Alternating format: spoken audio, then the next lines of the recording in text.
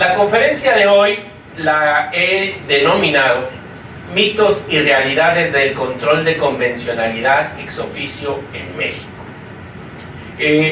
Es una visión muy simplificada de temas que abordo precisamente en este libro, que es el número 117 de la Biblioteca Pública de Derecho Procesal Constitucional, que bueno, tuve yo el gran honor de que el ahora presidente de la Corte Interamericana de Derechos Humanos, el juez Eduardo Ferrer Magrego, prologara e incorporara a la colección, porque él es el director de esta colección. Entonces, si alguien quiere profundizar en los temas, quiere ver con precisión las tesis a las que me refiero, pues está el libro a su disposición. Lo primero que tenemos que ver cuando nos referimos a mitos y realidades del control de convencionalidad ex oficio en México es partir de una pregunta básica, ¿no? Bueno, ¿qué es el control de convencionalidad ex oficio? ¿De dónde surge esta institución jurídica? ¿A qué nos referimos con ello? Podemos decir que es una institución jurídica creada por la jurisprudencia de la Corte Interamericana de Derechos Humanos. La Corte, en su labor jurisdiccional de resolver casos contenciosos y también en opiniones consultivas y también en supervisión de cumplimiento de sentencias, ha acogido este concepto, esta institución que es el control de convencionalidad ex oficio. El primer asunto en nivel contencioso donde la Corte en pleno asume esta doctrina es en el caso Almonacid Arellano contra Chile, resuelto el 26 de septiembre de 2006. Ya previamente a este caso, don Sergio García Ramírez, cuando era integrante de la Corte, en algunos votos particulares, había asumido la necesidad de que la Corte integrara este concepto. Y así como en materia interna, a través del control de constitucionalidad, lo que resuelve el Tribunal Supremo, la Suprema Corte, el Tribunal Constitucional, permea en todos los organismos jurisdiccionales, pues don Sergio García Ramírez proponía lo mismo para la Corte Interamericana, que lo que resolviera la Corte en su interpretación de la Convención Americana de Derechos Humanos y otros tratados en materia de derechos humanos permeara en todos los países que han aceptado la competencia contenciosa de la Corte, y de tal manera que todos los jueces de los países que hubieran aceptado la competencia contenciosa de la Corte Interamericana se volvieran jueces interamericanos. La idea finalmente se la compra el Pleno de la Corte Interamericana, los 7 jueces de la Corte Interamericana con sede en San José de Costa Rica, y en este primer caso, Almonacid Arellano contra Chile, se dice que todos los jueces nacionales deben hacer una especie de control de convencionalidad, privilegiando la interpretación que la Corte Interamericana ha hecho de la Convención Americana de Derechos Humanos, Pacto de San José. El caso Almonacid Arellano contra Chile se trata de las famosas leyes de amnistía o leyes de perdón. En el caso Almonacid se estaba perdonando los delitos de lesa humanidad que se habían cometido en Chile durante la dictadura de Augusto Pinochet. La Corte ya tiene jurisprudencia constante en el sentido de que las leyes de amnistía son contrarias a la Convención Americana. Entonces, la Corte dice, bueno, pues esta ley que perdonó los delitos de los militares es contraria a la Convención Americana. Pero además, y aquí es donde surge la doctrina del control de convencionalidad ex oficio, dice, los jueces chilenos debieron hacer una especie de control de convencionalidad, incluso oficiosamente, de ahí viene ex oficio, y debieron inaplicar esa ley de amnistía y haber procesado a esos militares. De ahí surge la idea del control de convencionalidad ex oficio. De esta manera, se crea un sistema escalonado, vertical y general que permite hacer efectiva entre los distintos países del continente americano la supervisión judicial de que las leyes se ajusten a los derechos humanos y a su interpretación, incluso de manera oficiosa. De tal manera que lo que fija como interpretación de la Convención Americana, Pacto de San José, la Corte Interamericana, pues permea en todos los países del continente americano a través de sus jueces. Los jueces de todos los países que han aceptado la competencia contenciosa de la Corte se vuelven jueces interamericanos, sin importar su especialidad, jerarquía o fuero. La idea, como pueden ver, es muy efectiva desde el punto de vista de que, como ustedes saben, la Corte Interamericana pues resuelve muy pocos casos al año. En toda su historia pues tendrá un número aproximado de 300 sentencias de fondo que ha dictado, de tal manera que pues de esta manera esto se vuelve más eficiente, porque la jurisprudencia de la Corte permea en todos los países del continente americano a través de esta doctrina del control de convencionalidad ex oficio. Ahora vamos a hablar de cómo llega esta doctrina del control de convencionalidad ex oficio a México. Y yo hablo aquí del paso del control de convencionalidad ex oficio en el ámbito interamericano, en el ámbito de la Corte Interamericana, a la reimplementación de nuestro control difuso, ahora reforzado. Me voy a explicar. A través de la reforma constitucional del 10 de junio de 2011 en materia de derechos humanos y las sentencias condenatorias a México que obligaban a realizar por parte de los jueces mexicanos este control de convencionalidad ex oficio, pues se permitió la reincorporación del control difuso que siempre hemos tenido en México. Como vamos a ver enseguida, pues siempre habíamos tenido en el artículo 133 de la Constitución un control difuso, pero la interpretación de la Corte pues había impedido la realización de ese control difuso. Y esta gran modificación de la reimplementación de nuestro control difuso en México, pues no se hizo realidad por una reforma constitucional en sí misma que reimplementar o reforzar el control difuso, o por una ley del Congreso, o por una modificación a la ley de amparo, sino de dicen los argentinos, que es una construcción pretoriana. Es a través de la jurisprudencia como se ha podido recibir ese control de convencionalidad y reimplementar en nuestro país el control difuso. Y el primer hito en esta evolución jurisprudencial se logró con la resolución del expediente de varios 912/2010 por la Suprema Corte de Justicia de la Nación. Este caso, que se resolvió el 14 de julio de 2011, se formó con motivo de que el presidente de la Corte, en ese entonces don Guillermo Ortiz Mayagoitia, tuvo conocimiento que en la sentencia del caso Rosendo Radilla Pacheco contra México se imponían ciertas obligaciones específicas al Poder Judicial. Con base en ello es que se formó ese expediente de varios, que finalmente se resuelve con este número 912/2010.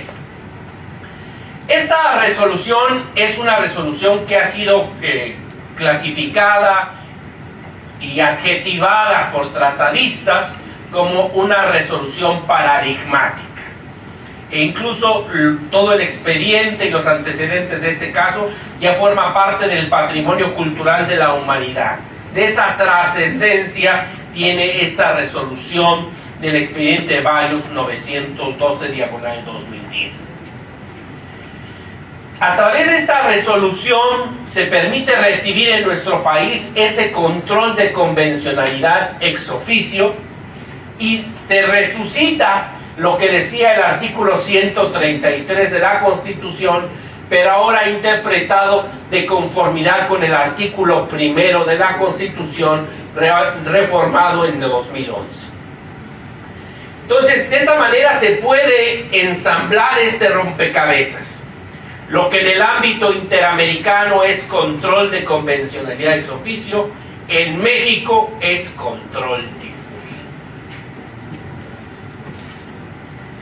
De esta manera, a partir de la resolución del expediente 912/2010, en términos de clasificación de sistemas de control constitucional en México, podemos decir que tenemos un sistema dual o paralelo de control. Por un lado, tenemos el control concentrado en los órganos del Poder Judicial de la Federación, en la Suprema Corte, en los tribunales colegiados, tribunales unitarios y juzgados de distrito, a través del amparo, las controversias constitucionales y las acciones de inconstitucionalidad. Y un control difuso a cargo de todos los jueces nacionales. Todos los jueces nacionales, a partir de esta modificación jurisprudencial, están obligados a realizar el control difuso. Y aquí es donde empieza a ver la cuestión de qué tanto es mito y qué tanto es realidad esto del control de convencionalidad. Porque no con ello se desvirtúa el sistema competencial en nuestro país, no con eso pues todas las leyes son contrarias a derechos humanos, no con eso siempre voy a ganar en mis asuntos, ¿verdad? Sino que, como vamos a ver, esta construcción jurisprudencial de nuestro control difuso, ahora reforzado, pues tiene pasos a seguir, tiene parámetros de control, tiene toda una metodología que vamos a ver al final de esta charla. ¿Qué consecuencias hay en nuestro país? Y ahí es donde empezamos a hablar de realidades, con la reimplementación de nuestro control difuso reforzado.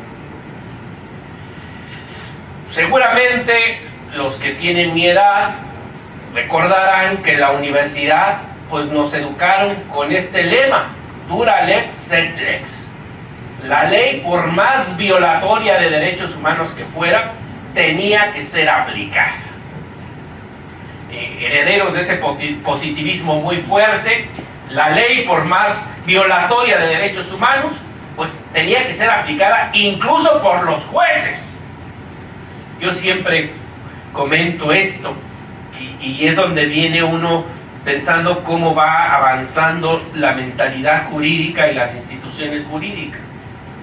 Yo hago siempre esta pregunta: si a un niño de quinto o sexto año de primaria le preguntara a uno, oye hijo, ¿tú crees que un juez está obligado a aplicar una ley que fuera contraria a los derechos humanos?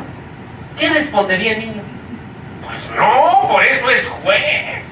Bueno, pues volvemos ahora sí que a través de estas instituciones volvemos a rescatar algo que está en la conciencia natural de los seres humanos.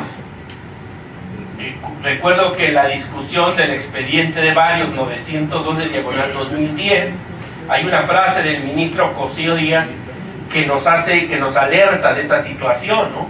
Finalmente los jueces son los especialistas en derecho, los jueces en todas las materias, y desde luego, pues precisamente es su vocación velar por la integridad del sistema normativo. Y el sistema normativo pues no solo incluye las leyes ordinarias, sino la Constitución, y sobre todo la parte más importante de la Constitución, los derechos humanos, y ahora los tratados internacionales en materia de derechos humanos. Entonces, como que aquí vemos que hay algo de derecho natural al que estamos llamados y que vuelve a resurgir con motivo de estas nuevas instituciones. Entonces, la ley tenía que ser aplicada incluso por los jueces, aunque fuera violatoria de derechos humanos. Y sabemos que solo a través de los mecanismos de control concentrado podíamos lograr que esa ley se inaplicara o esa ley se expulsara del sistema jurídico, y en el caso del amparo, pues solamente en beneficio del quejoso por el principio de relatividad de las sentencias de amparo y con efectos generales en algunos supuestos en controversia constitucional y en acción de inconstitucionalidad si alcanzan los 8 votos. Entonces, solo a través de esos mecanismos de control concentrado podía lograrse una inaplicación de la ley o una desaplicación de la ley. Pero ya hablando de ese paso de control de convencionalidad a control difuso, ¿cómo es que en México podemos interpretar o definir ya nuestro control difuso a partir de la resolución del expediente de varios 912/2010? Yo lo defino así: nuestro control difuso actual en México es un deber internacional y constitucional de todos los jueces de realizar una confrontación entre la norma general que se debe aplicar en un caso concreto sujeto a su jurisdicción y el conjunto normativo de derechos humanos. Un conjunto normativo que es muy amplio, un conjunto normativo de derechos humanos de fuente interna, que es la Constitución y sus interpretaciones, y externa, que son los tratados internacionales y sus interpretaciones. ¿Por qué es que en México hablamos de control difuso y no de control de convencionalidad? Porque esta institución ya la teníamos en la Constitución y como vamos a ver desde 1857, ni siquiera desde 1917. Incluso la Corte en sus primeras tesis donde aborda estos temas habla de control de convencionalidad, pero ya en las tesis recientes, tanto tribunales colegiados como la misma Corte habla ya de control difuso. Y creo que la idea pues es más tropicalizada a nuestro medio. Yo recuerdo que cuando era juez de distrito en Veracruz, y acudía a la Casa de la Cultura Jurídica ahí en el puerto, y teníamos eventos con los jueces locales, pues ellos me decían: no, todo eso de el control constitucional es cosa de los federales, o sea, refiriéndose juzgados de distrito, tribunales unitarios, tribunales colegiados, la Corte. Nosotros, la ley. Pues eso ya, afortunadamente, se ha cambiado. La Constitución, con esa fuerza normativa que tiene, pues también es una ley que tiene que ser aplicada por los jueces, todos los jueces. Y además, por eso he hablado de un control difuso reforzado, porque no solo es velar por los derechos humanos de fuente interna, sino también por los derechos humanos de fuente externa, los contemplados en tratados internacionales. Y aquí lo importante de esto es que este deber de los jueces tiene una doble fuente. Una fuente internacional porque deriva precisamente de 4 sentencias condenatorias a México, donde se le obliga al Estado mexicano a que sus jueces hagan el control de convencionalidad ex oficio. Pero además tiene una fuente constitucional porque ahora el artículo 133, con relación al artículo primero, reinterpretado por la Suprema Corte, pues impone ese deber de los jueces de hacer el control difuso. Entonces, para quedar muy claros en la terminología, porque creo que cuando yo me enfrenté, cuando estaba haciendo mi tesis de doctorado, cuya versión ya simplificada es este libro, el número 117 de la Biblioteca Porúa de Derecho Procesal Constitucional, pues el primer problema con el que se topa uno es la cuestión terminológica. Entonces, ya aquí lo podemos ver muy claro.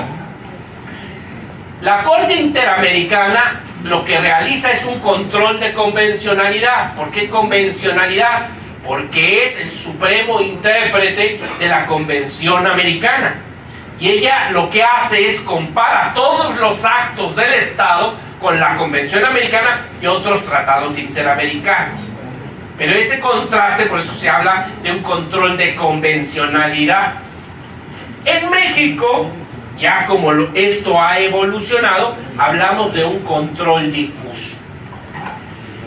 Es importante destacar que el control difuso en México es todavía más amplio que el control de convencionalidad de la Corte Interamericana por el parámetro de control. El parámetro de control que utiliza la Corte Interamericana, pues es básicamente la Convención Americana y otros tratados en materia de derechos humanos suscritos en el ámbito interamericano.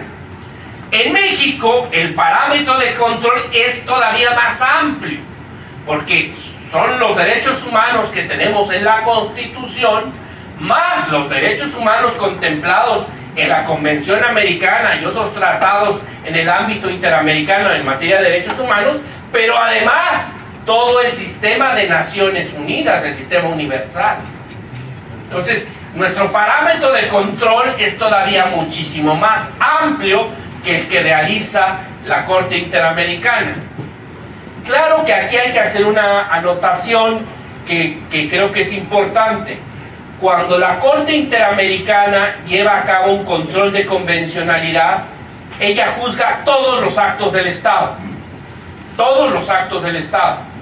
Y dentro de actos del Estado, pues puede ser pues hasta la Constitución, una ley, una desaparición forzada, un acto administrativo, todos los actos del Estado. Es el Estado el que es enjuiciado en sede internacional para fincarle en su caso responsabilidad internacional por violación al tratado internacional.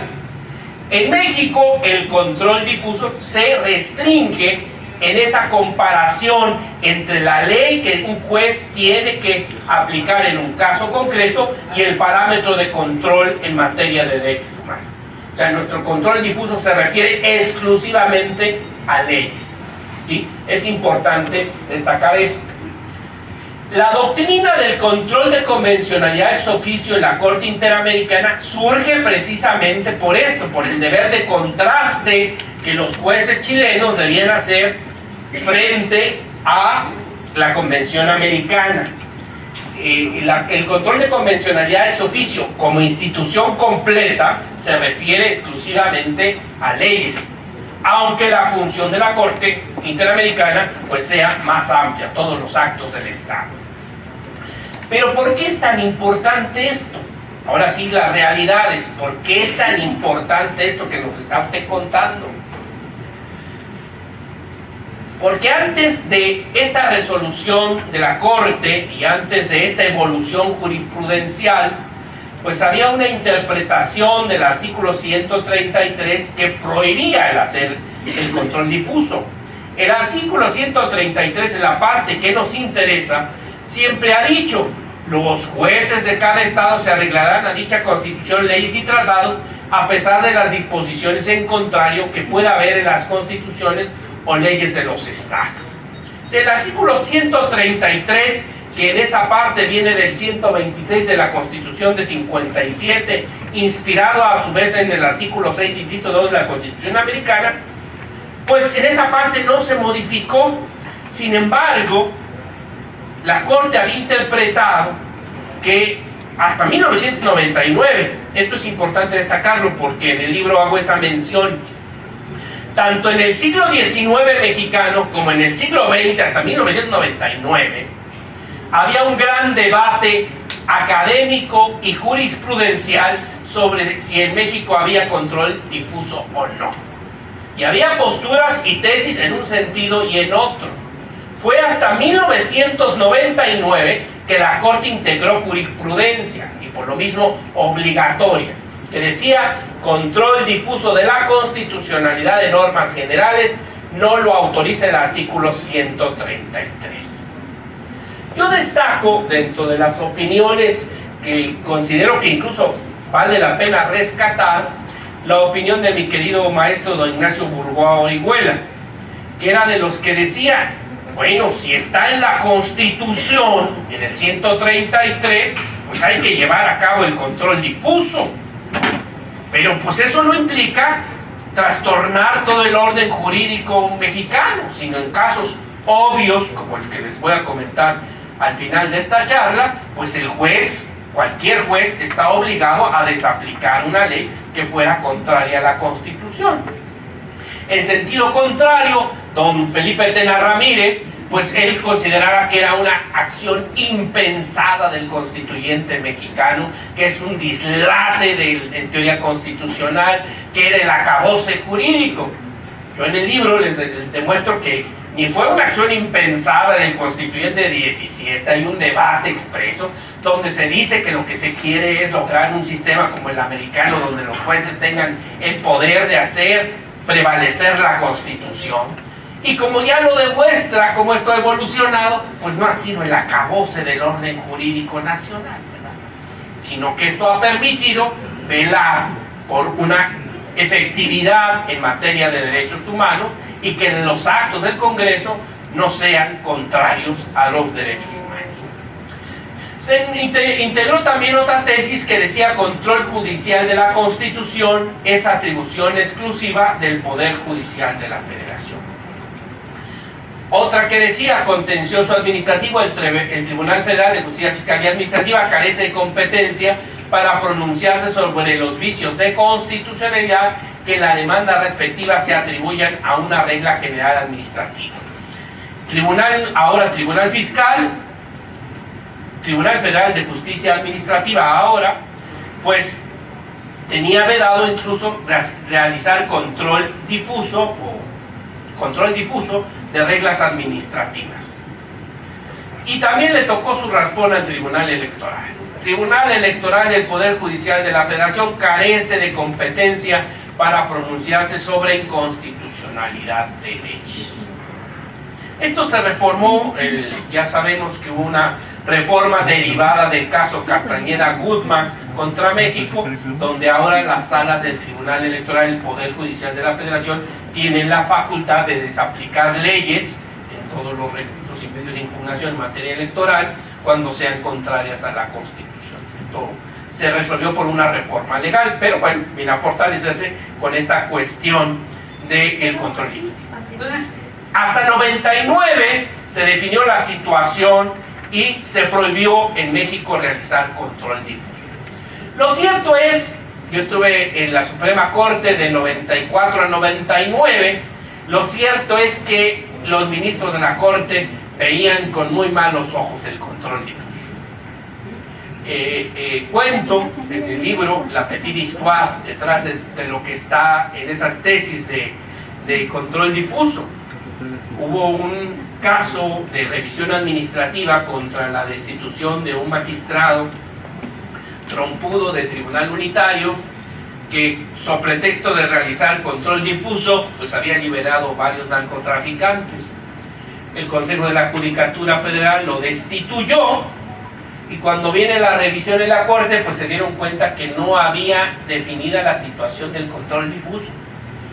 O sea, había margen de apreciación judicial, ¿no?, respecto a ese tema. Por eso surgieron estas tesis en 99 precisamente que prohibían el control difuso. Por eso es tan importante este cambio que tenemos actualmente, donde ahora todos los jueces están obligados a realizar esa confronta entre la ley que tienen que aplicar en un caso concreto y el corpus juris de derechos humanos, el conjunto normativo de derechos humanos. Entonces ya en nuestro país tenemos lo que llamamos propiamente un control difuso, y es un control difuso que no se queda en constitucionalidad, porque, insisto, el parámetro de control en México es muy amplio, porque incorpora normas constitucionales y normas convencionales del sistema regional americano y del sistema universal. Entonces, en este cuadrito tenemos muy claro, por un lado, lo que es el parámetro de control. ¿Contra qué vamos a contrastar la norma general que se debe aplicar en un caso concreto? pues contra los derechos humanos, tanto de fuente interna, Constitución, como de fuente internacional. Y a través de la interpretación conforme de los derechos humanos y la aplicación del principio pro persona, estamos obligados a seleccionar la norma de derechos humanos que sea más protectora o establezca menores límites, o la interpretación de los derechos humanos que sea más protectora o establezca menores límites. Y también, y esto deriva del expediente Varios 912/2010, pues hay una serie de pasos a seguir. Es decir, no necesariamente el ejercicio del control difuso va a llegar a la desaplicación, porque el primer paso a seguir es presumir la constitucionalidad, convencionalidad de la ley. La ley tiene la presunción de que no es violatoria de derechos humanos. Y solo si esa presunción se vence, pues hay que hacerle la lucha a ver si con una interpretación conforme a los derechos humanos se supera ese problema de incompatibilidad con el corpus juris de derechos humanos. Y solamente cuando no se puede hacer una interpretación conforme, pues llegar al extremo de la desaplicación. Entonces tenemos, y eso es importante, yo creo que si se van de esta charla ya sabiendo de dónde viene esto de control de convencionalidad ex oficio, ya sabiendo a qué me refiero con control difuso, teniendo claro el parámetro de control y los pasos a seguir, fue bien invertida su tarde, ¿verdad? Yo creo que con eso ya pueden ustedes profundizar en todas las tesis que se han ido formando sobre el tema. Recordemos, y por eso yo hablo de que estamos frente a un control difuso reforzado, porque pues tenemos un parámetro de control en México muy amplio. Tenemos por un lado los derechos humanos de fuente interna, los de la Constitución, y los de fuente externa, relativos a las normas de tratados internacionales relativos a derechos humanos. Entonces, y aquí no solo nos quedamos con la letra de la Constitución o la letra del tratado, sino lo más complicado es precisamente pues las interpretaciones. Pues cuando es la Constitución está muy fácil, ¿verdad? Porque pues es la Suprema Corte y los tribunales colegiados de circuito. Cuando es Convención Americana, pues todavía está más fácil porque es Corte Interamericana de Derechos Humanos, así como de los tratados internacionales celebrados en el ámbito interamericano. Pero en el sistema de Naciones Unidas, pues cada uno de los órganos de cada tratado tiene un órgano que a través de observaciones generales o recomendaciones generales hace la interpretación del tratado. Y ahora viene también todo el tema de la Organización Internacional del Trabajo, sus convenios y sus interpretaciones. Entonces, como pueden ver, el universo normativo ahora en México de derechos humanos pues es muy amplio. Yo siempre cuento la anécdota que creo que es importante. Antes del 2011 yo hice un libro que se llamaba Las garantías individuales en México, su interpretación por el Poder Judicial de la Federación.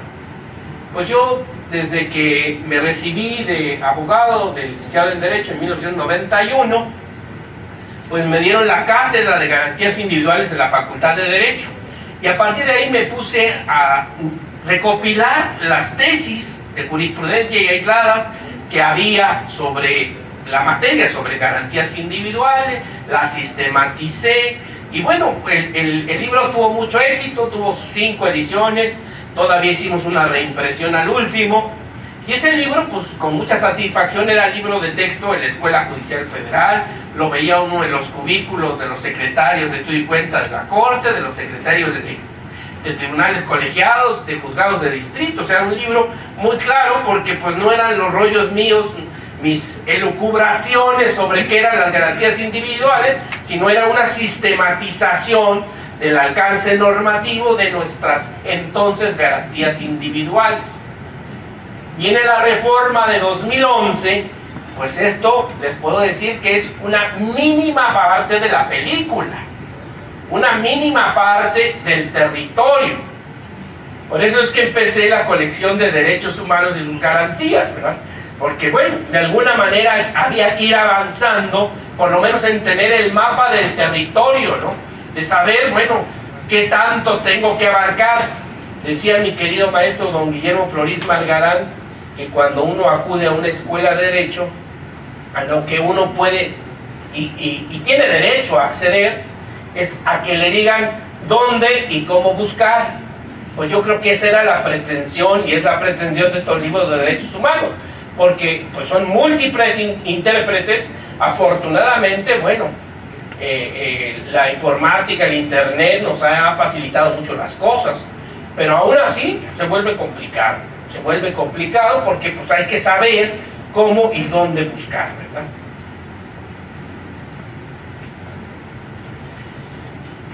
¿Cuáles son las realidades del control difuso? Y ahí vamos a partir de una metodología. Estas láminas, para que no se preocupen mucho, mañana mismo las tienen en mi página de internet, arielrocascaballero.com, y las pueden descargar gratuitamente, no tienen mayor problema, y salen con mejor resolución, porque luego cuando le toma uno fotos con el teléfono no quedan muy bien, ¿no? Y espero el video, la semana que entre el video de la conferencia también ya estará en YouTube, en el canal de YouTube y en la página de internet. Ahí les vamos a poner conferencia, mitos y realidades del control de convencionalidad. Entran a la página y ahí van a estar las láminas, van a estar el video y las fotos que tome Enrique ahorita. Entonces ahí vamos a tener el material para que pues recuerden de qué fue la plática. ¿Cuáles son las realidades del control difuso? Y para ello vamos a hablar de la metodología. Y aquí es importante insistir que esa metodología no surge de una ley, no surge de la Constitución, no surge más que de la sistematización de tesis de jurisprudencia y aisladas de la Suprema Corte y de los tribunales colegiados de circuito. Yo creo que si algún mérito tiene mi libro de control de convencionalidad es precisamente ese, porque como que a los académicos de algunos institutos de investigación como que les da alguna cosita la cuestión de la jurisprudencia, o será que a veces no le manejan muy bien el tema de cómo aplicarla en casos concretos. Y bueno, creo que lo que he logrado pues, es una sistemática para realizar ese control difuso en nuestro país a partir de tesis de jurisprudencia de la Corte y de los tribunales colegiados de circuito.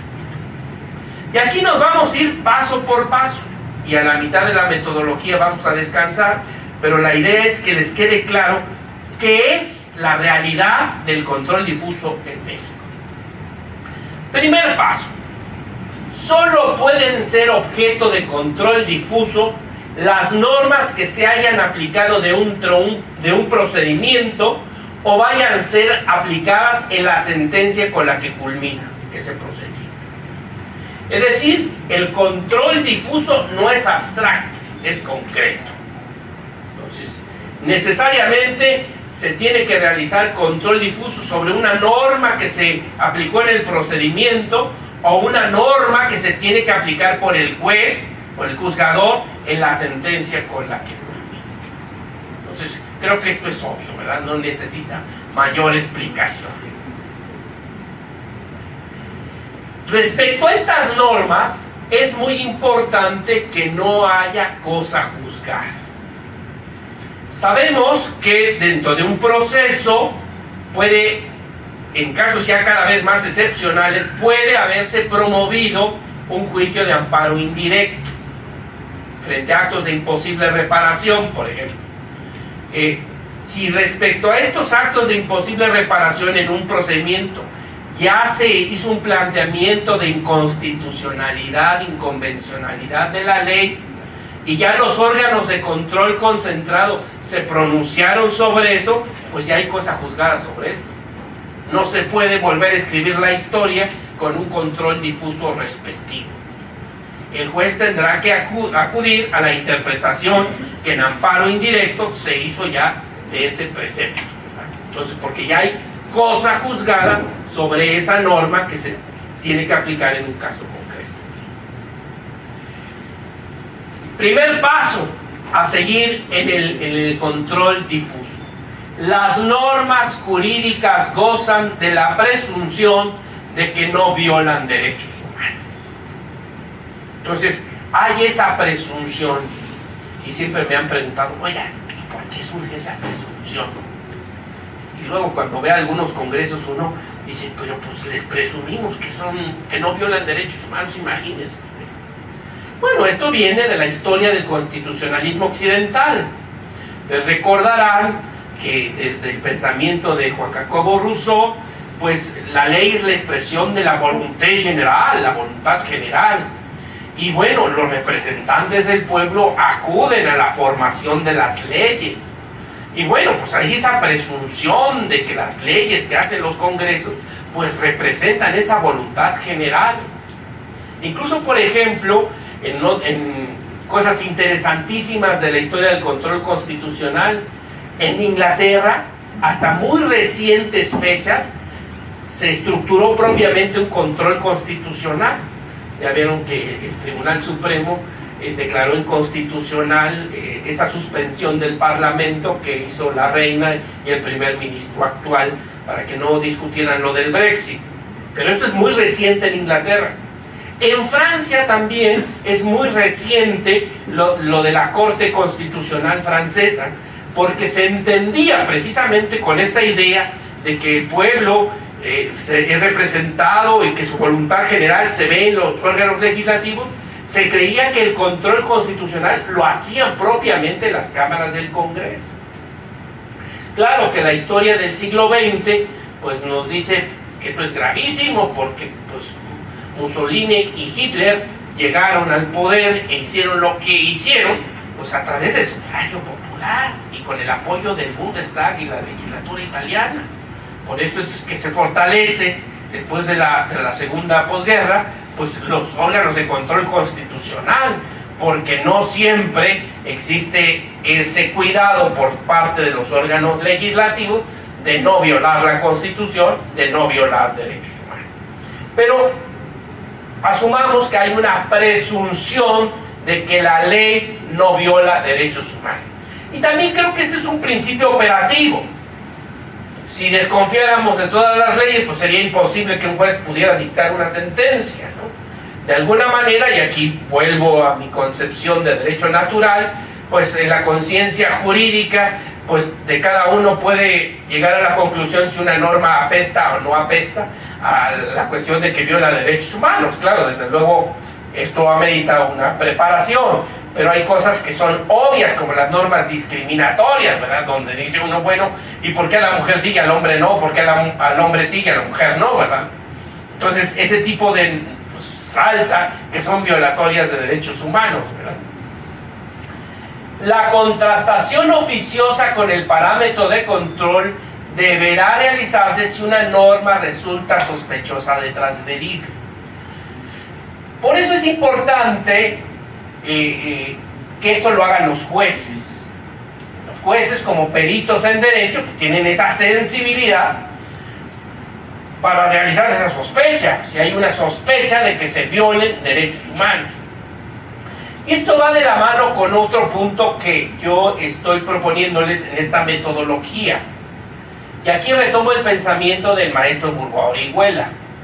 Él contaba y defendía la vigencia del control difuso antes del 99, desde luego, porque decía, a ver, obviamente en ejercicio del control difuso, pues un juez no constitucional pues no puede ser ejercicios interpretativos propios de la Suprema Corte, sino que pues tiene que hacer una contrastación pues obvia y natural.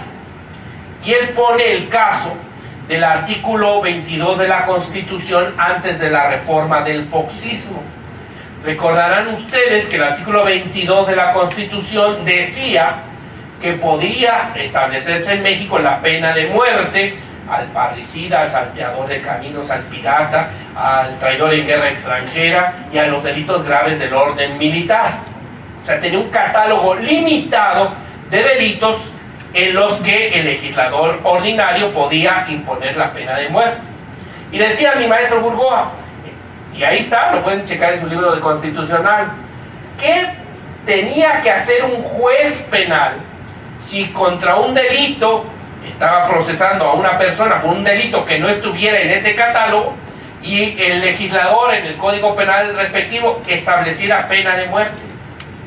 En este caso, obviamente la contrastación, lo que decía el 22 y lo que decía el Código Penal, no está aquí, es aplicar la ley en ese caso concreto. Entonces, creo que eso es el control difuso, como lo vamos a ver enseguida. Eso es el control difuso. Ejercicios argumentativos muy elaborados, eso es propio del control concentrado. Y en algunos casos de la Suprema Corte o de la Corte Interamericana o de los comités de Naciones Unidas. Darle una connotación más avanzada a un derecho humano o inventar un derecho humano no previsto en los catálogos que tenemos en la Constitución, en la Convención Americana, en el Pacto Internacional de Derechos Civiles y Políticos, en el Pacto Internacional de Derechos Económicos, Sociales y Culturales y los demás tratados en materia de derechos humanos. Eso es propio de la Corte Interamericana, de la Suprema Corte y de los comités de Naciones Unidas, no de un juez en control difuso. Fíjense, esto es bien importante. Si las partes realizan el planteamiento de que son violatorias de derechos humanos, deberán proporcionar los elementos mínimos para su examen, y este obliga al juez a verse reflejado en la sentencia. Miren, en la experiencia jurisdiccional de todos los días, yo estoy en materia administrativa, pero esto se presenta todos los días.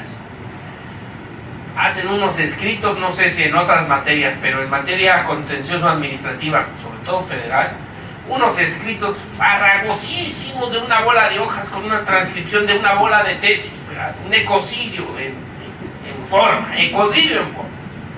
pero no hay un planteamiento concreto. Sala, el artículo tal del Código Fiscal de la Federación es violatorio de la garantía de audiencia por esto, o viola el debido proceso por esto. ¿No? Eso sí, le transcriben todas las tesis que salen de la base de datos. Inoperante el concepto de impugnación, no me das elementos mínimos para hacer el examen. Tan fácil, ¿no? ¿Qué artículo es el que dicen ustedes que tiene que aplicar el juez y que es violatorio de derechos humanos? ¿De qué derecho humano? Incluso, pues, teniendo el cuidado, oye, mira, ya la Corte resolvió algo similar, de un artículo similar, ahí te va la tesis. Pues así sí hay elementos, ¿verdad? Para hacer ese ejercicio. Aquí siempre hay la pregunta, oiga, pero el control de convencionalidad es ex oficio. Sí, nuestro control difuso también es ex oficio, pero si tú haces planteamientos, tienes que dar los elementos. ¿Sí? Deberá identificarse el derecho humano que está en juego, ubicar la norma o normas que lo recompilen tanto de fuente interna como de fuente externa. En la contradicción 293/2011, la Corte dijo que no hay una relación jerárquica entre las normas constitucionales y las convencionales, y el principio de interpretación conforme de los derechos humanos y la aplicación del principio pro persona obliga a seleccionar la norma más protectora con independencia de su fuente. Claro que también la 293/2011, como vamos a ver enseguida, dice que si hay una restricción constitucional, la restricción constitucional debe prevalecer. Pero ya se va a acabar el arraigo federal, entonces era el único problema que había. Deberá seleccionarse la norma de derechos humanos que sea más protectora o establezca menores límites. Acorde con lo resuelto por la Suprema Corte en la contradicción de tesis 293/2011, los límites constitucionales deberán prevalecer. Esta parte de la contradicción de tesis ha sido muy criticada, tira por la borda el principio de interpretación conforme y el principio pro persona, pero bueno, es la jurisprudencia, ¿no? El tema surgió precisamente por la cuestión del arraigo federal que tiene base constitucional. Ya hay una iniciativa que creo que se aprobó ya en una de las cámaras, creo que es correcta, eliminar el arraigo. El arraigo es una aberración y más al sistema acusatorio actual. Entonces, creo que es de esas cosas que en México necesariamente por este nuevo paradigma de derechos humanos tienen que cambiar. Y aquí lo importante, deberá ubicarse la interpretación de esas normas de derechos humanos en la jurisprudencia de la Suprema Corte o de la Corte Interamericana de Derechos Humanos o de los demás organismos internacionales facultados para ello por el tratado respectivo. Y aquí sí es mi exhortación a conocer ese inmenso territorio que ahora en México tenemos de derechos humanos. Por una inercia, y creo que es una buena forma de irse acercando a estos temas, pues nos llega la jurisprudencia de la Corte Interamericana. Incluso porque México ya es el país que tiene más casos pendientes en la Comisión Interamericana de Derechos Humanos. Es que ya sabemos cómo somos los abogados mexicanos. Nos dicen que hay otro recurso y lo interponemos, ¿verdad? Entonces, bueno, pues allá ya México liderando en asuntos en la Comisión Interamericana, a ver si la Comisión ve que hay elementos para llevar el asunto a la Corte Interamericana. Pero aquí la cuestión es que también el sistema de Naciones Unidas pues nos da muchos elementos. Los comités de cada uno de los tratados pues hace una interpretación de ese tratado a través de observaciones generales o recomendaciones generales. Cada una de esas observaciones generales o recomendaciones generales es un verdadero tratado sobre cada uno de los temas que está abordando. Entonces, pues la verdad es una exhortación a estar en esos temas. Cada vez que usted tenga un tema de derechos humanos, no se queden en el estándar interamericano, sino acudan al estándar de Naciones Unidas. Aunque aquí hay que comentar algo. Si ustedes consultan sentencias de la Corte Interamericana, pues se darán cuenta que acude muy frecuentemente a lo que el sistema de Naciones Unidas ha dicho, la Corte Europea ha dicho, incluso más recientemente de tribunales nacionales han dicho sobre el tema. Entonces ya hay ese diálogo, ¿verdad? Que lo que se trata es de fijar estándares. Y entonces sí, hay vasos comunicantes entre el sistema interamericano y el sistema universal. Yo no he visto el ejercicio al revés, que en el sistema universal hayan dicho, oye, pero en la Corte Interamericana ya resuelto de esta manera. No, lo he visto en las sentencias de la Corte Interamericana, donde frecuentemente acuden a los comités, a los relatores de Naciones Unidas, etcétera, ¿no? Pero bueno, eso puede ser tema hasta de otra conferencia o de otro curso, ¿verdad? 9. Si se corrobora que la norma ordinaria que se aplicó en el procedimiento o en la resolución es contraria a los derechos humanos y a sus interpretaciones, deberá buscarse una interpretación conforme a los derechos humanos. Y fíjense que esto no es inusitado. Hay una tesis de la quinta época de la Suprema Corte que dice garantía de audiencia debe llevarse a cabo aunque la ley respectiva no la prevea. ¿Qué es eso? Pues una interpretación conforme a la Constitución. Si la ley que se tiene que aplicar no prevé garantía de audiencia para un acto privativo, pues la autoridad que lo vaya a llevar a cabo tiene que llevar un procedimiento seguido en forma de juicio donde se respeten las formalidades esenciales del procedimiento. Entonces, eso es la interpretación conforme.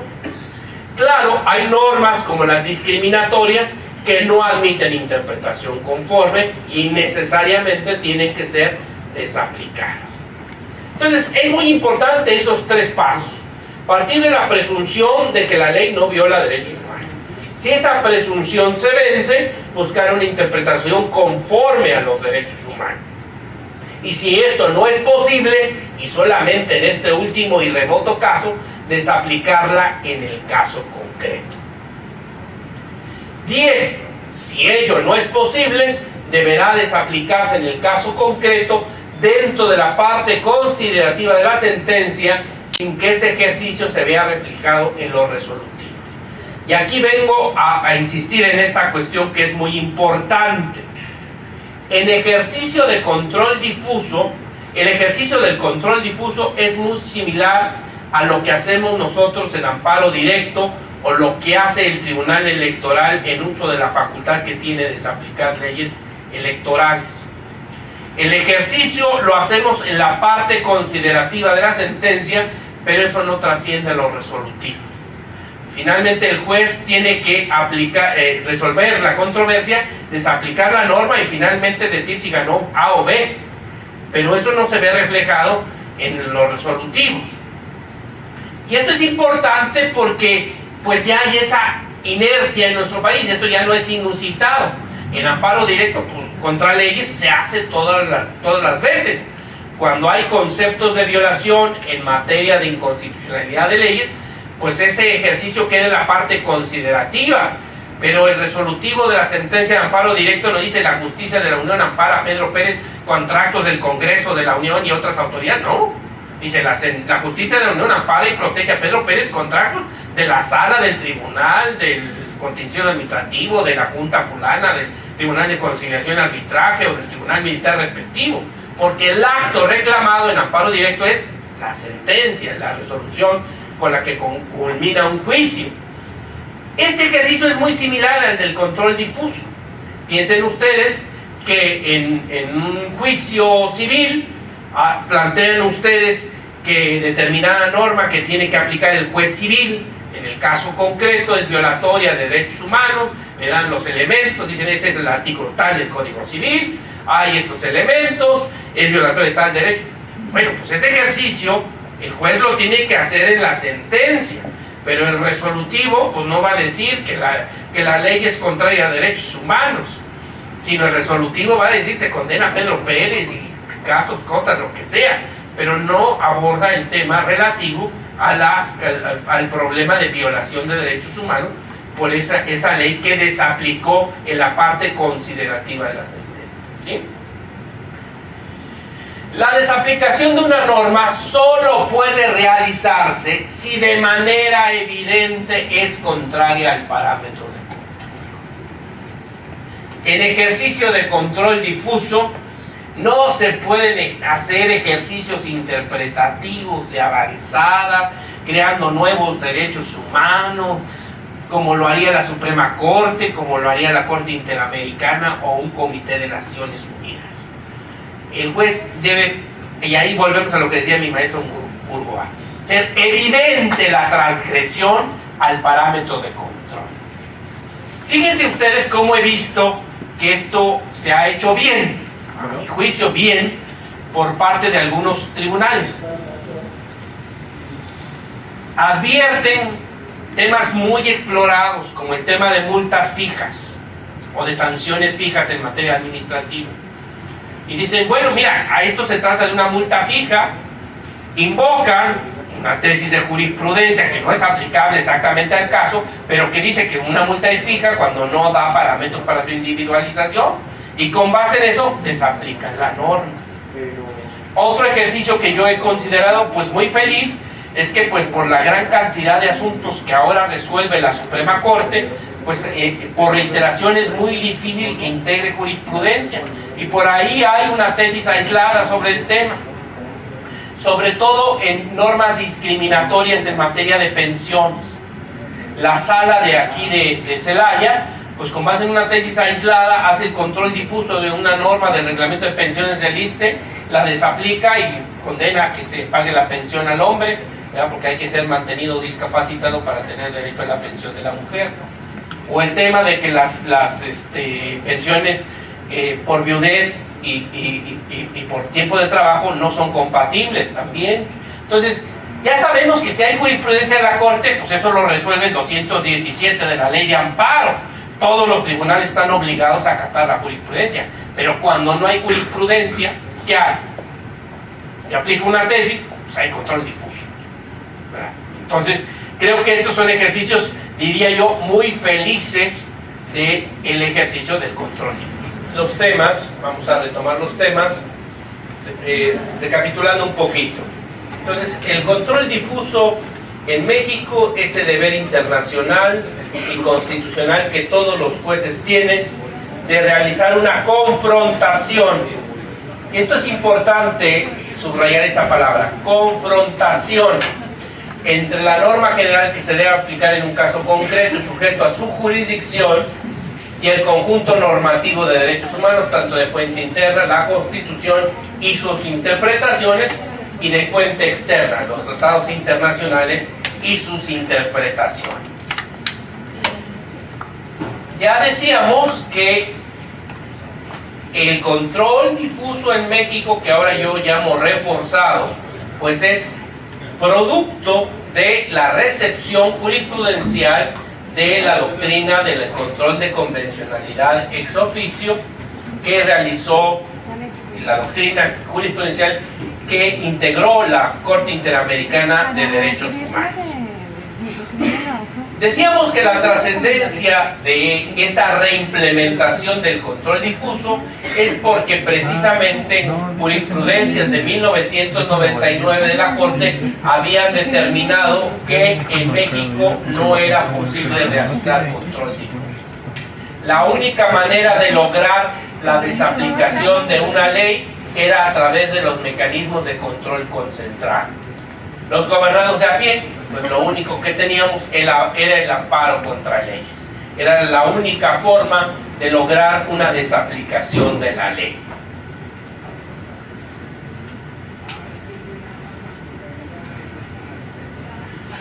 Destacamos que cuando hablamos de control difuso, que ya sabemos que en México abarca tanto constitucionalidad como convencionalidad, porque nuestro parámetro de control es muy amplio, porque son tanto los derechos humanos de fuente constitucional como los derechos humanos de fuente convencional, de tratados internacionales. Y precisamente para el parámetro de control utilizamos la interpretación conforme de los derechos humanos a través del principio pro persona, que obliga a seleccionar la norma que sea más protectora o establezca menores límites, o la interpretación que sea más protectora o establezca menores límites. Y es la norma la que se confronta, la norma que se tiene que aplicar en un caso concreto con este parámetro de control. Pero esto se hace con una metodología a través de los pasos a seguir. Y esos pasos a seguir parten de la presunción de que la ley no viola los derechos humanos, la presunción de constitucionalidad, convencionalidad de la ley. Si esa presunción se vence, hay que intentar una interpretación conforme a los derechos humanos y solo en un caso extremo lograr llegar a la desaplicación de la ley, lo que se ve reflejado en la parte considerativa de la sentencia y no en los resolutivos, como se hace en el amparo directo contra leyes o en la desaplicación que hace el Tribunal Electoral de leyes electorales contrarias a la Constitución. Y veíamos dentro de la metodología, pues desde luego ya rescatando todas estas ideas, que no hay un control difuso abstracto, sino que hay un control difuso concreto. La norma se tiene que aplicar o en el procedimiento respectivo o en la sentencia con la que culmina. Es importante que respecto de esas normas no haya cosa juzgada, hay la presunción de que la ley no viola derechos humanos y solo la contrastación se hace cuando hay una sospecha, y ahí viene pues la cuestión de que esto debe realizarse por los jueces, que son peritos en derecho. Hay una jurisprudencia de la segunda sala de la Corte que dice que es oficiosa, pero si se hace el planteamiento, deben proporcionarse los elementos mínimos. ¿Cuáles son los elementos mínimos? Pues qué ley es la que hay que confrontar, qué derecho humano es el que se estima violado y por qué, ¿verdad? Deberá identificarse el derecho humano que está en juego, ubicar la norma o normas que lo recopilen, tanto de fuente interna o externa. Deberá estar siempre a la norma más protectora o la que establezca menores límites. Ya sabemos que derivado de la contradicción de tesis 293-2011 de la Corte, los límites constitucionales deben prevalecer. Y lo mismo respecto a las interpretaciones, tenemos que estar a la interpretación también más protectora o que establezca menores límites. Si vemos que la norma que se tiene que aplicar en un caso concreto vence esa presunción de constitucionalidad, el segundo paso que hay que seguir es realizar una interpretación conforme a ellos.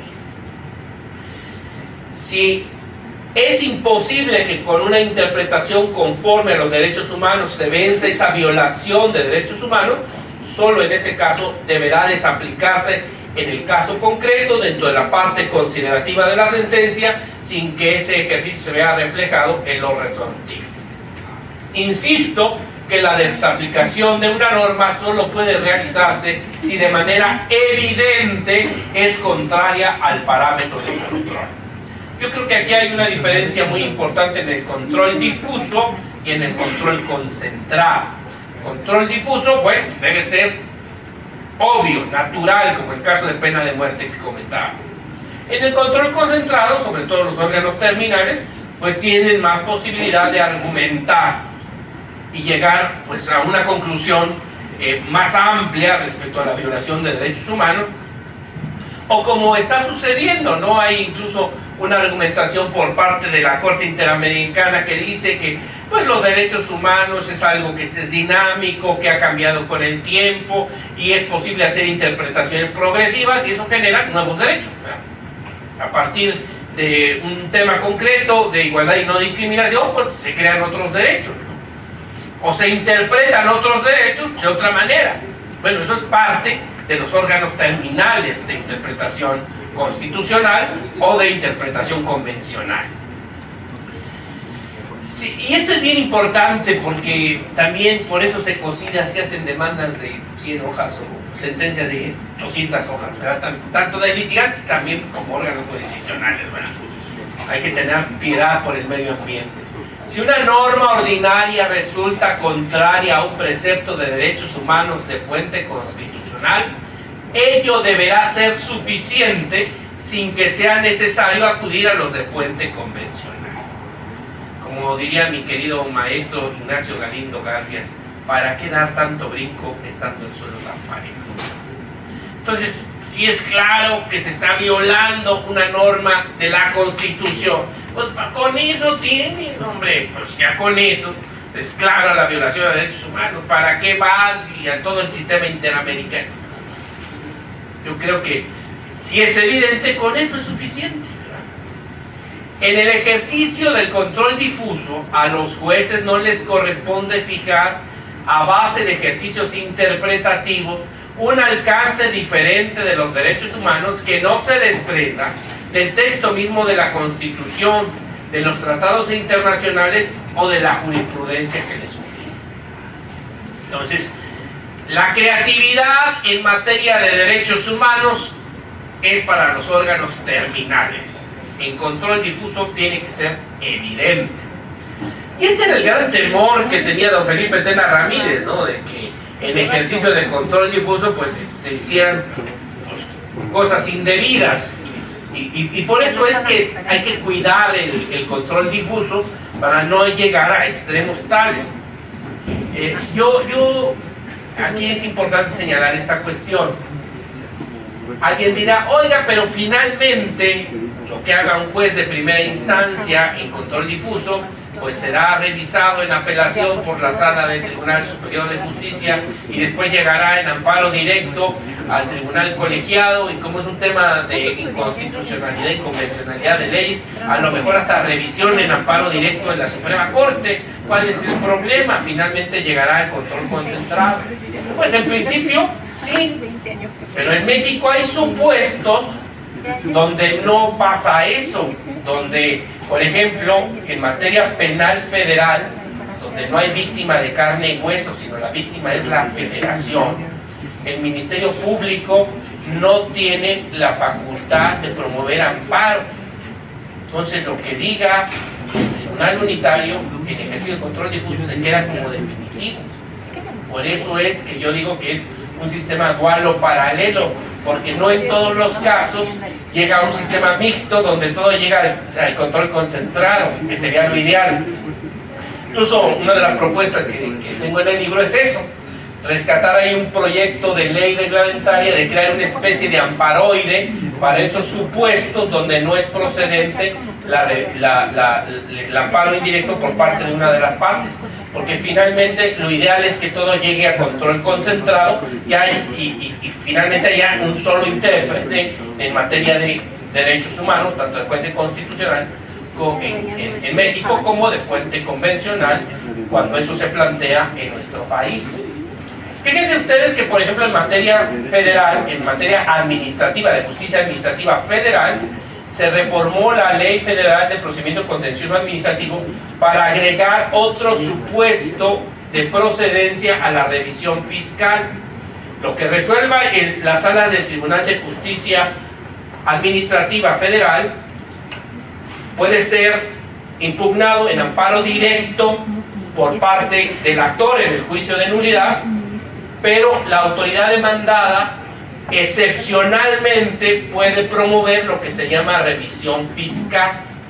Son supuestos muy acotados y cada vez más acotados por la interpretación de la Corte, pero se reforma la ley para decir, cuando se haya hecho un control difuso, es procedente la revisión fiscal.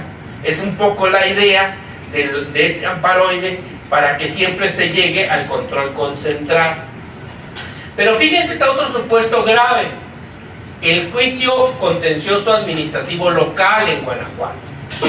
Si las salas del Tribunal de Justicia Administrativa del Estado de Guanajuato realizan control difuso, por regla general, porque hay unos supuestos muy excepcionales, la autoridad demandada no puede promover amparo directo.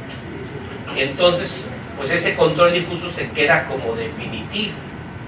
Entonces, por eso es importante que haya una autocontención en el ejercicio del control difuso, pues precisamente a esos supuestos que sean muy graves, a supuestos que sean evidentes, porque si no, sí se generaría lo que tanta preocupación tenía don Felipe Tena Ramírez, de un desgarriate jurídico en nuestro país. Entonces tiene que ser evidente esa transgresión a los derechos humanos. Fíjense otra cosa muy importante: si en la sentencia no se advierte, y esto deriva de una jurisprudencia de la Corte, si en la sentencia no se advierte que se haya realizado un control difuso, oficioso, deberá entenderse que el juzgador estimó que las normas aplicadas no son violatorias de derechos humanos. Si se hace valer, ya saben que deben de proporcionar los elementos mínimos, y el juez se tiene que ocupar de eso en la sentencia. Y si no, pues ya tiene su agravio para la apelación. El juez no se pronunció respecto a esto, ¿verdad? Pero si en una sentencia se advierte que no se realizó ningún control oficioso, pues el juez se presume que estimó que todas las normas no son violatorias de derechos humanos, las normas que aplicó en esa sentencia. Si ustedes estiman lo contrario, pues tienen el amparo directo contra leyes a su disposición para hacer el planteamiento respectivo. Pero aquí es importante esto porque, pues imagínense ustedes si se obligara a los jueces a dejar constancia en todas las sentencias de que todas las normas que aplicaran en el procedimiento y en la sentencia, pues no son violatorias de derechos humanos, y hacer la comparación con todo el parámetro de control, pues eso sería interminable. Si de por sí todos los órganos jurisdiccionales tenemos rezagos importantes, cargas de trabajos muy importantes, pues esto haría caótico el sistema, ¿no? Colapsaría el sistema de administración de justicia. Y esto pues tiene remedio, porque finalmente los particulares tienen la posibilidad de acudir al amparo, donde se puede hacer el planteamiento de la inconstitucionalidad, inconvencionalidad de la ley. Se puede plantear que la ley viola derechos humanos a través de este mecanismo de control concentrado. Y ahora viene la parte interesante, la parte de mitos del control difuso. Y en esta parte de mitos, pues a lo mejor ustedes me pueden ayudar a completar mi conferencia para que la próxima vez pues ya tenga más mitos sobre el control difuso. Primer mito: que siempre se resuelva el fondo de los asuntos sin tomar en cuenta formas, plazos y requisitos procesales. Tiro por viaje, nos encontramos demandas que dicen: es que el juez no hizo el control de convencionalidad ex oficio porque me desechó la demanda por extemporánea. O no se realizó el control de convencionalidad ex oficio y no se estudió el fondo del asunto. Bueno, pues porque declaró operante alguna excepción procesal. Lógico que... Esto no quiere decir que algunas formas, plazos y requisitos procesales puedan ser sujetos de un control difuso, pero habría que hacer el planteamiento respectivo, ¿no? Incluso ya son temas explorados en control concentrado y ya hay tesis de jurisprudencia, que cuando hay requisitos exorbitantes para presentar alguna promoción o para darle trámite a alguna demanda, pues eso es violatorio de derechos humanos. Si los plazos son excesivamente breves o excesivamente largos, pero eso es materia de confrontación. El primer mito es que se derrumba, es que debe haber un planteamiento de confrontación. Esta norma que establece como requisito de la demanda que vaya bendecida por el Papa Francisco, pues ese es contrario al derecho humano a acceso a la jurisdicción, a la tutela judicial efectiva. Y viola el artículo 17 de la Constitución por esto, y el artículo 14. Bueno, ya hay esa confrontación. Esta norma que establece este requisito exorbitante para la demanda, pues es contraria al derecho humano de acceso a la jurisdicción, pero hay que hacer el planteamiento. O este plazo de 3 días para presentar el acta de nacimiento de Melchor, Gaspar y Baltasar es imposible porque hay que girar exhorto al Medio Oriente. O sea, pero ahí se hace ese ejercicio de confrontación entre la ley y el derecho humano respectivo, ¿sí? Por eso esos mitos de que hay ya hasta una redacción, y luego ya me dijeron que por ahí que fueron los contadores los que empezaron este problema de que a las demandas ya les ponen un preámbulo con un rollo enorme de todas las tesis que hay de control de convencionalidad, de principio pro persona, y te pido que me lo hagas. Pues sí, pero ¿contra qué? Pues ¿contra qué? No me estás dando requisitos mínimos.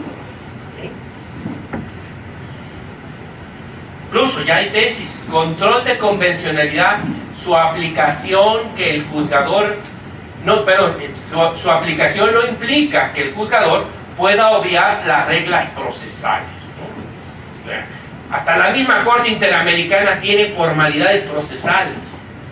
Decía también mi querido maestro don Guillermo Florís Margarán, detrás de las formas de la ley está la justicia.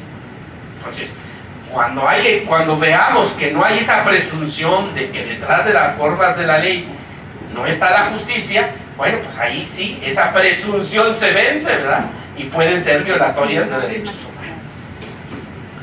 Segundo mito, que en cada resolución se realice un estudio exhaustivo y comparativo de las normas aplicadas para reflejar que no son violatorias de derechos humanos. Ya sabemos que si en una sentencia no se ve que se hizo el control difuso, es que el juez estimó que no son violatorias de derechos humanos. Incluso está esta tesis que dice derechos humanos, el control de convencionalidad ex oficio que están obligados a realizar los juzgadores no llega al extremo de analizar expresamente y en abstracto en cada resolución todos los derechos que forman parte del orden jurídico mexicano. 3. Que forzosamente tenga que acudirse siempre a normas de derechos humanos contempladas en los tratados internacionales. Ya decíamos, si el suelo está parejo, ¿para qué dar tanto brillo? A veces los problemas son obvios y están violando un derecho humano contemplado en la Constitución, interpretado en jurisprudencia aplicable al caso por la Suprema Corte. ¿Qué más vueltas le dan al tema? ¿Verdad? Entonces, claro, cuando hay temas muy de avanzada, sobre todo derechos económicos, sociales y culturales, bueno, ahí sí ni hablar, ¿verdad? Pero cuando son temas de primera generación, de derechos humanos de primera generación, pues ya está muy explorado. Derechos humanos, su estudio a partir de la reforma al artículo primero constitucional, publicada en el Diario Oficial de la Federación el 10 de junio de 2011, no implica necesariamente que se acuda a los previstos en instrumentos internacionales si resulta suficiente la previsión que sobre estos contenga la Constitución Política de los Estados Unidos Mexicanos. Y ahí es importante comentar esto porque, con motivo de la reforma de derechos humanos del 10 de junio de 2011, pues como que hubo un boom, ¿no?, en todos los ambientes académicos y de abogados y todo esto. Y recuerdo que alguna vez, platicando sobre el tema con el ministro Azuela, que fue mi jefe en la Suprema Corte, él decía, pues yo no veo tanto alboroto como si la Corte no hubiera defendido derechos humanos desde que se fundó en Ario de Rosales, Michoacán, en 1816, ¿no? Ya, esto ha sido cosa todos los días, claro. Ahora tenemos un parámetro del control muy amplio. Fíjense que los derechos humanos de fuente convencional en México no tenían ese nivel normativo que tienen ahora.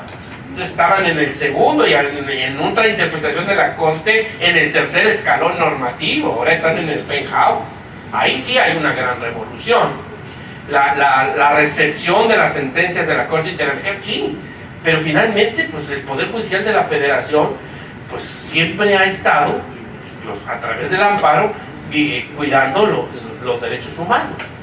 Claro, donde hay cambios que incluso no han sido ponderados, pero los derechos económicos, sociales y culturales, ustedes no me dejarán mentir, los derechos económicos, sociales y culturales en México antes de la reforma de 2011 no llegaban a los tribunales de amparo. Y ahora pues derecho a la salud, derecho a la vivienda, derecho al agua, pues se están planteando, derecho a la cultura. Pues es que son temas que se llevan a la par. Entonces, sí hay, pero pues no es que no tuviéramos mecanismos para vigilar y controlar que los actos de autoridad se apegaran a los derechos humanos. Que se resuelvan cuestiones ajenas a la litis o fuera de las competencias legales del juzgado.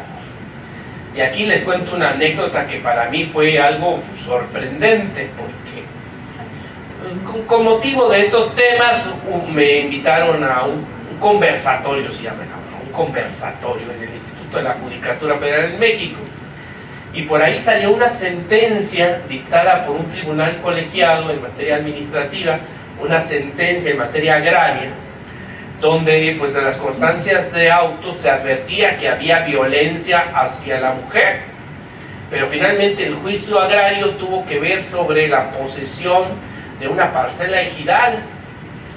Pues bueno, el tribunal colegiado, después de resolver el problema de la parcela ejidal, no se aventó la puntada de requerirle a la magistrada del tribunal unitario de que en una audiencia apercibiera al demandado en ese juicio para que no ejerciera violencia contra la mujer, y ahí se inventó todo la convención de Belén do Pará y todo lo demás. Pues la verdad, pues aquí no metieron a los magistrados al bote, porque esa es usurpación de función. ¿Cuál era la litis ahí? Pues la cuestión de la posesión de la parcela. Pero pues eso no, todo lo que esté ajena a la litis, pues no puede ser. Eso no es control difuso, eso es usurpación de funciones y es un delito.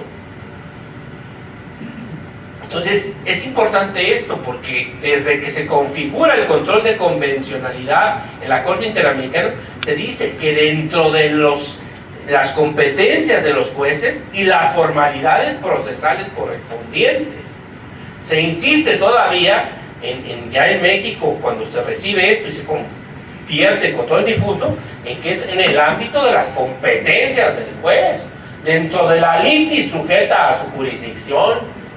Eso de volverse ombudsperson, pues no es propio de una sentencia donde eso no es la litis. Claro, eso no es óbice para que por mandato del Código Nacional de Procedimientos Penales, cuando cualquier persona tenga conocimiento de la comisión de un delito, pues tiene que denunciarlo, debe dar vista, ¿no? Y aquí de la constancia se advierte esto y doy vista, ¿no? Ahí sí, pero eso de que yo hacer acción, no, por ahí me llegó una sentencia de un contencioso administrativo de otro planeta, donde era un tema de una guardería, de una guardería, resuelve el tema contencioso administrativo y además así le ponen un considerando aparte y fuera de la litis se ordena a la autoridad administrativa conforme a la Convención de Derechos del Niño y bla bla bla bla bla, bla. A meter a la cárcel fuera, y pone así fuera de la litis. O sea, eso no es control de convencionalidad recibido como control difuso, esa es usurpación de funciones. Que en todos los casos se realiza una interpretación pro persona de normas distintas a derechos humanos sin realizar un ejercicio de contraste y sin cumplir con los pasos a seguir en el ejercicio del control difuso. Yo insisto mucho que el principio pro persona se aplica a normas de derechos humanos. Es una norma de selección de la norma de derechos humanos más protectora o la que establezca menores límites, o la interpretación de derechos humanos que sea más protectora o establezca menores límites. Solo se aplica a derechos humanos. En el ámbito laboral, prooperario, en el ámbito penal, pues a favor del inculpado, proacción en otros tipos de argumentaciones, pero pro persona es una cuestión propia de derechos humanos. Por ahí me contaron la anécdota de que un juez, para no fundamentar la expedición de copias, decía, y con base al principio pro persona, expídanse las copias que solicitan. No puede ser, ¿no? Pro persona es norma de selección, ¿de qué? De derechos humanos. Ahora, puede haber, ya sabemos que es una obligación realizar el control difuso, pero me tienes que dar parámetros mínimos. Y el pro persona, pues es dentro del parámetro de control, me permite ubicar esa norma que se llama protectora de derechos humanos. Y la contrasto con la norma ordinaria. Eso sí se puede hacer, control difuso. Pero es decir, interprétame esto pro persona, necesaria y forzosamente. No, porque cada ámbito del derecho tiene sus propias peculiaridades. Ahora, la primera condición para poder realizar el control difuso es que se venza la presunción de que la norma viola derechos humanos. No viola derechos humanos. Si es sospechosa de violar derechos humanos, ahora sí, vamos a ir al tema de la interpretación conforme de los derechos humanos y escoger esa norma para el contraste, pero así nomás, pues no, ¿verdad? Entonces, sí es muy importante esto porque va de la mano con el principio pro persona. Tercer cosa que se pueden llevar de esta conferencia, que el principio pro persona solo se aplica como norma de selección de derechos humanos, no a normas de otra naturaleza. Eso necesariamente tendría que pasar por un control difuso con los pasos que ya hemos visto.